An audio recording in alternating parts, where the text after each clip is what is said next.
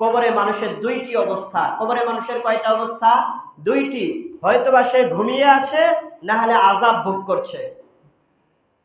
যদি ব্যক্তি নেককার হয়, সঙ্গে সঙ্গে আসমান থেকে আওয়াজ আসে, তাকে বিছানা বিছিয়ে দাও, তাকে জান্নাতের পোশাক পরিয়ে দাও, জান্নাত থেকে তার জন্য একটা সুড়ঙ্গ পথ রাস্তা বের করে দাও।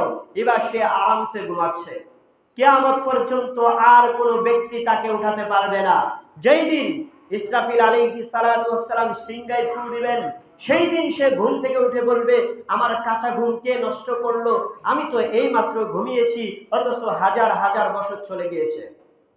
তার মানে ব্যক্তি যদি নেককার হয়, ওই মাজারের লোক যদি নেককার হয়, অমুক পীর যদি নেককার হয়, যদি মৃত ব্যক্তি যদি শাহজালাল, শাহপরান, শাহ কামাল, আরো যারা আল্লাহর ওলি পৃথিবীতে ছিল, তারা যদি নেককার হয়, ভালো লোক হয়, তারা কবরে ঘুমিয়ে আছে, যত মুরিদি যায়, যত মাজারের কাছে যায়, চিল্লা ফিল্লা করে মাইক লাগিয়ে এই পীরের দরবারে মাজারে যায় চাক, তারা শুনবে না, কারণ তারা ঘুমিয়ে আছে। আর যদি বদমাইশ হয়, যদি আমল ভালো না হয়, তারই তো আযাব হচ্ছে। অতএব আমাদেরকে কি সুপারিশ করবে মৃত ব্যক্তি?